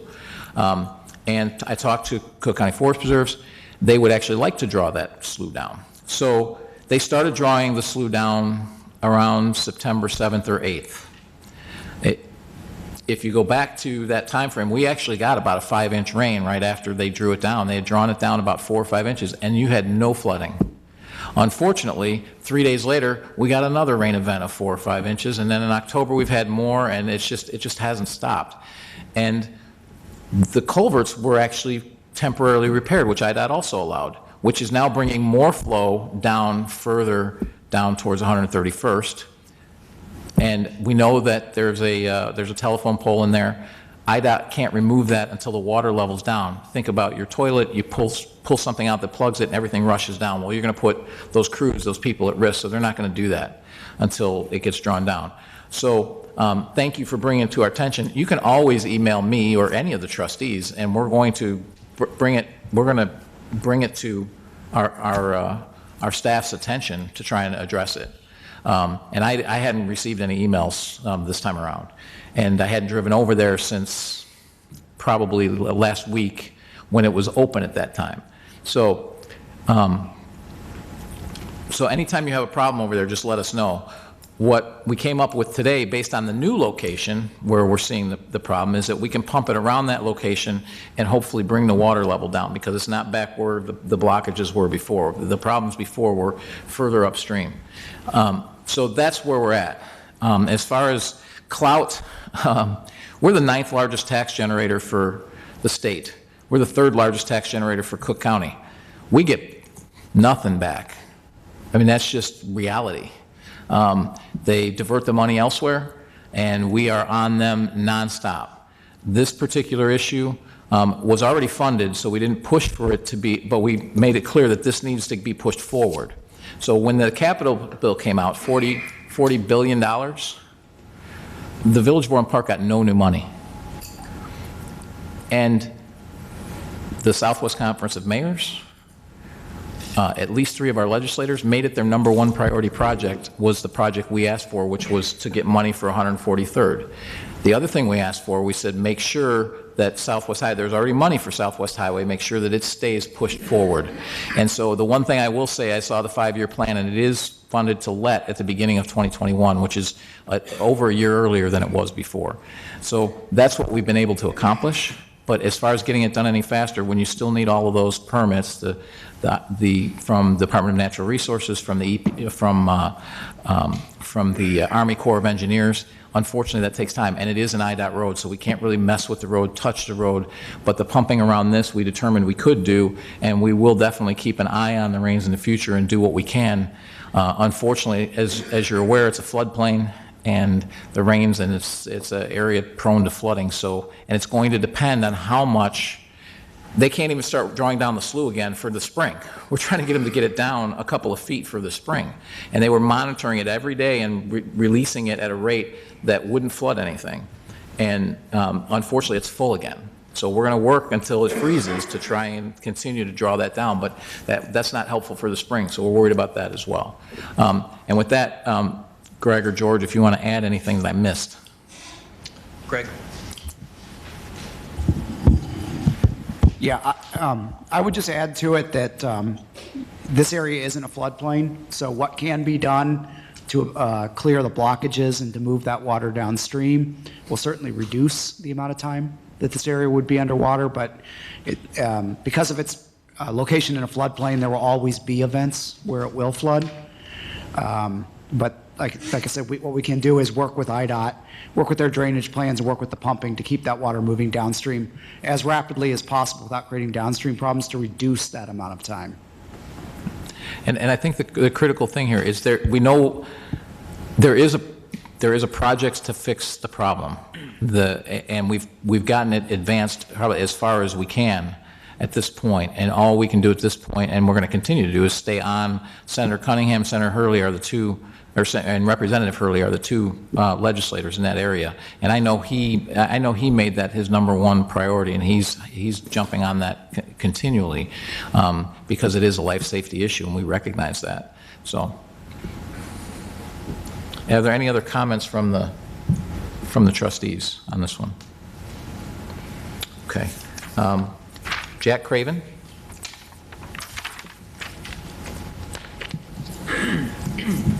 I have one comment, or basically on the same issues that we were just talking about. You know, this afternoon I was going to visit one of those local businesses, and I couldn't get down Southwest Highway. Had that same issue weeks ago trying to get, to and from Midway Airport. And you mentioned life safety issue. It's huge, but the ambulances. And the one thing that we talked about was, what kind of clout can we do to accelerate this particular process? Get the hospital involved. I mean, good God, we're having... The hospitals, just so you know, I'm sorry to interrupt, the hospitals were involved, the fire department was involved, the police department was involved, the fire district of Palos was involved. Everybody was involved in these meetings. Trust me, we have everyone pounding on people. I would continue the pressure, and from that particular side. I mean, I think that's great to be able to do that, but accelerating that particular process, because it is a huge life safety issue with ambulances trying to get to Palos Hospital in that particular area. It's the only suggestion I make in that area. Thank you. Thank you very much.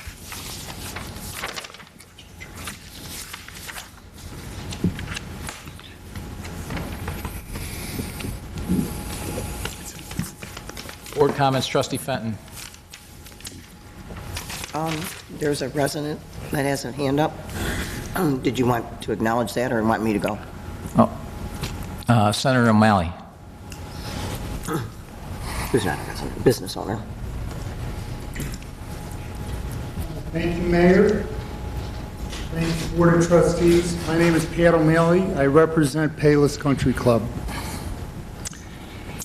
Palos Country Club has dealt with flooding along Southwest Highway at this point in time more than 2 decades. My family's personal experiences here is more than 4 decades. Historically, flooding along Southwest Highway was a sometimes annual event, but it wasn't every year. The incident that's taking place right now is the 6th in this year. Now, I think the village has stepped up to the plate. The meeting that was conducted in June at Palos Country Club was very welcome. There was great information shared. Frankly, it was surprising how straightforward and honest IDOT was when they were there. They had quite a few people and laid their cards on the table and told me things that I had never heard before. I don't know if the village had known these things earlier. Yes, it is a state highway. And there are a lot of things that are causing the flooding. And the most serious one that came out of that meeting is largely that while there is a plan to be implemented, the Forest Reserve, for whatever reason, didn't do what it did. I'm going to take you at your word, Mayor, that that's what you've been told. That they were told by IDOT not to operate the slough for a period of their construction of Route 45. And it is only when Route 45 was partially flooded that IDOT came out and said, oh, we have a problem. A problem, frankly, if what you say is accurate and is the fact, they have caused. We have experienced 6 events this year. One event was for more than 6 weeks. And the other business owners who are here shared that experience with us. But if I was to take the entire experience, we experienced 50% of what everybody else experienced, at a minimum. So the reason I'm up saying this is I wasn't even aware there was a meeting tonight that would discuss any of this here at Orland Park. First thing I would request is that when this discussion at the village level is going to occur, that everybody who's affected by this, of all the businesses who were there in the June meeting at Palos Country Club, be alerted and made available of it. I discovered it this night at approximately 6:30 p.m. I discovered it because I stopped at 131st and Southwest Highway, saw that there were public works trucks working, and one member of the public works department said, are you going to be at the meeting tonight? I knew nothing about a meeting. I should know about a meeting, first of all. Secondly, I hear Payless Country Club's name, frankly, disparaged publicly. And I'm very upset about that. If for no other reason I had to stand up here to defend Payless Country Club, we have done nothing whatsoever to add to any problem that exists along Southwest Highway. We are not adding water to Southwest Highway. In fact, water coming from McGinnis Slough down Southwest Highway enters Payless Country Club. It's not the opposite. We are the first ones to get the most amount of money, and we're the last ones to be drained. We have been very patient. We've been understanding. We understand nature does what nature does, but there is intervention by us, we, as a community of people who have government officials who are charged with a responsibility. The problems along Southwest Highway are decades old, and they are incredibly exacerbated. Now, this is the other thing I'm going to ask you. When Southwest Highway, when these plans that the mayor talks about were put together and conceptualized, they were good plans, Mayor. It's a good plan. It's the best plan I've seen in decades, and it's something that should have been done a long time ago. When we were told about the plans originally, the goal was 2019, not 22, 23, anything. That's what the goal was. And they say they have the money. Well, I say let's put the pressure on them, the business owners, the village, and everybody else who's affected here to get this project accelerated. I can tell you from my experience, ladies and gentlemen, that if IDOT wants to get the work done, it can get the work done. I agree, everybody's putting pressure on it, but IDOT has to be made to do it. And if we all collectively work together, not apart, not disparage each other, it could be done. So I request that the village help lead that effort in every way that they can add to it. And there are many ways you can. Thank you. Thank you for your comments. So I'll address some of those. So believe me, the pressure from the village has been nonstop. As it was, I'm sure, nonstop, Trustee Dodge and Fenton could probably agree. It was nonstop on LaGrange Road. That was, what, 4 years late getting done? It's been nonstop since I got in office on 159th, which is a couple years late in getting done. The pressure has been nonstop. Regarding our board agendas, this was not a board agenda item. So this was brought up in public comments, and the public is always welcome to comment at our board meetings. We welcome your comments. Sometimes we can help inform you of what's going on. Sometimes we go back and look at things. So this was brought up as part of board comments. This has nothing to do with our agenda, so we didn't know this was coming until the committee meeting is when I found out that people were here to speak about it. So to be clear, we have to post all of our agenda items 48 hours in advance, and just like the meeting that we had, I wouldn't, to be fair, bringing all the owners and all of the business owners and all the property owners to the board meeting would not accomplish much. What would accomplish something is what we did, which was bringing you there, hearing from IDOT, let IDOT hear from you, let your reps. It has accomplished something. It's moved this forward a year.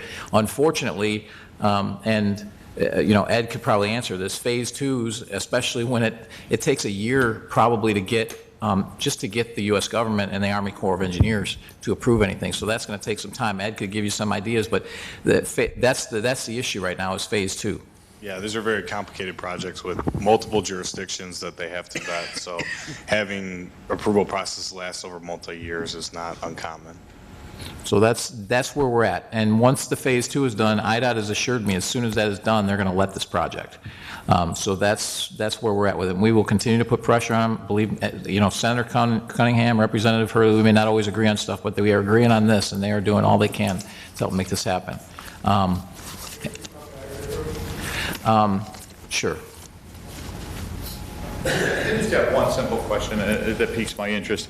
Is there at any point in time some catastrophic measure at which the Village of Orland Park has to intervene and take corrective action, other than pumping water from point A to point B? If we take corrective action on that road, we incur the liability for this entire town of the millions of dollars and the entire road, which we can't, which we cannot do. We can't go in. I know that Mayor Daley went in and tore up an airfield. I guarantee you, if we go do that, we're going somewhere not here that involves jail, and I don't think any of us want to do that. IDOT owns the road. That's an unfortunate, that's just where we're at. If this was a village road, it would have been addressed. Okay. So IDOT owns the road. for clarity purposes, Herb Zimmerman complaining to the Village of Orland Park is virtually useless because you're very much aware to keep the heat on. The best thing, if you want to complain to somebody, complain to Senator Cunningham and Representative Hurley, because and to the governor. Complain to them. Is Representative Hurley or is it Representative Rita? Rita is also in that area as well, but it's all three of them. Okay. I'm not sure exactly where they meet, but they meet right about there.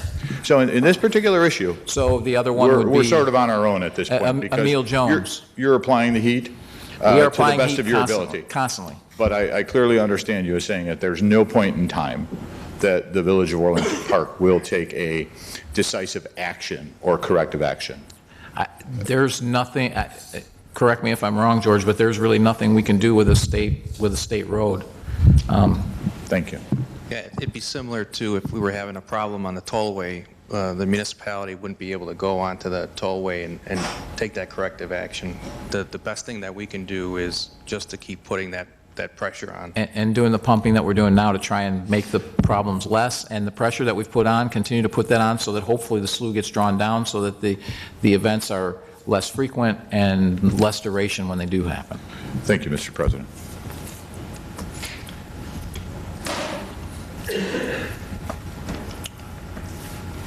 Board comments, Trustee Fenton. I'd like to thank once again Sarah for all of her hard work and continued mission of preservation in the Village of Orland Park. Keep writing those grants. We need all the money we can get to start out there and work on that restoration. I'd also like to take the opportunity to welcome Von Mar to the community of Orland Park. I was at the ladies' night out with several of the ladies that are in the room tonight, and Saturday for the ribbon cutting, the people were very excited why they had to stand behind gates and being cheered on by the Von Mar group of employees who were very excited about the event on Saturday. And I'd also like to take the opportunity to thank Rich for his ability and his working relationship with the gentleman that he spoke to at IDOT today. At no point in time when we had this meeting this morning with Mr. Zimmerman did I request anything to be done other than, can you look into what can be done by IDOT, what can they do? And this is ridiculous.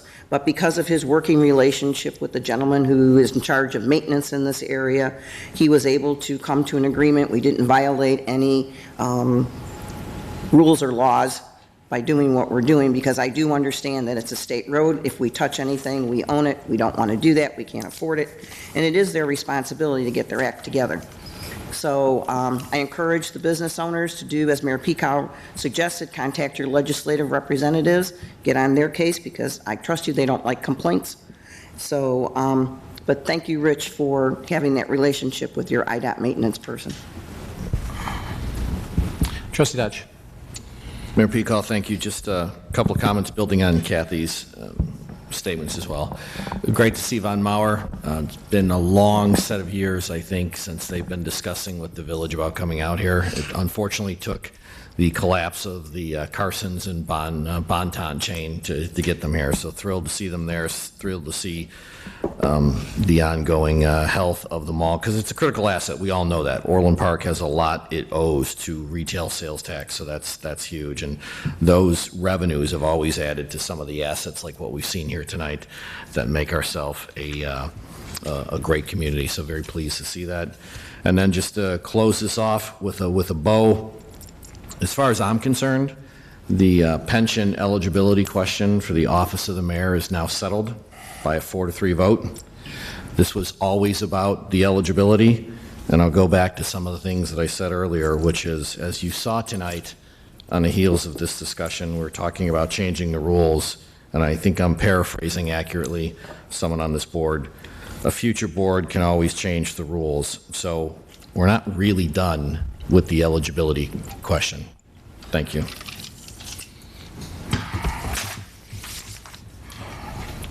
Trustee Calandrello.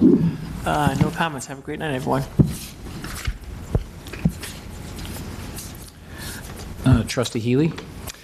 I encourage everybody to have a great shopping season at Valmar and the entire mall. So it's going to be, I hope it brings in a lot of sales tax revenue. And I received an email from a constituent where we had worked with Tom Dubbleby and Rich in solving a little problem that he had. And Rich, you've got too many compliments tonight, but I'm just going to heap another one on you too. Another great job that not too many people know about you did, and good work today. So thank you. Trustee Katsinas. Just wanted to remind everybody about the Veterans Day event that's going to take place Monday, November 11th at 11 a.m. at the Civic Center. All branches of service are going to be recognized. However, there will be a special guest, a 94-year-old individual who was in World War II. So if you can stop out, I'm sure he'd be happy to see a lot of people and thank him and other veterans for their service. Thank you. Trustee Milani. I'd like to thank everybody for coming tonight and listening to us go back and forth again about the same issue that we talked about 2 weeks ago. But on a good note, let's focus on moving forward. There's a Coffee with a Cop on November 11th also. And also, don't forget about the Turkey Trot. It's coming soon, so get your running shoes out, and hope we'll see you there. Thank you. Just to address the pension eligibility question, it was addressed back in May that as of the next term, the mayor will not be pension eligible. And even if all of Trustee Dodge's future buyback this, buyback that, 8 years doesn't equal 10, and I would need to be eligible for 10. It's settled. It was settled when I took office for the mayor's position. As long as I'm in office, the mayor's not taking a pension. I didn't take a pension since I've been here. I'm not enrolled in the pension system. I'm not going to take a pension.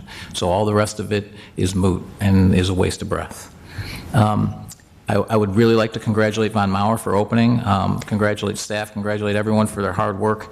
It was a deal that came together very, very quickly, and it was approved last October, and they redid that entire store by November for opening, actually by the end of October for opening, because they had a soft opening a week ago.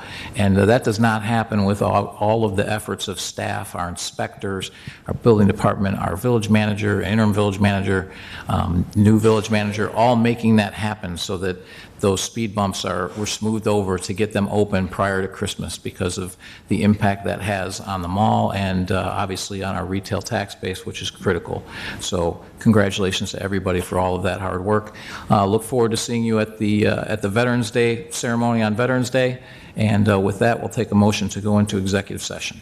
Mr. Chairman, Trustee Fenton. move to go into executive session for A, approval of minutes, B, setting the price for sale or lease of village property, C, pending litigation against, affecting, or on behalf of the village when found by the board that such action is probable or imminent. Forget it. In a minute. Second. Call roll. Trustee Fenton. Aye. Trustee Calandrello. Aye. Trustee Dodge. Aye. Trustee Healy. Aye. Trustee Katsinas. Aye. Trustee Milani. Aye. Mayor Pico. Aye.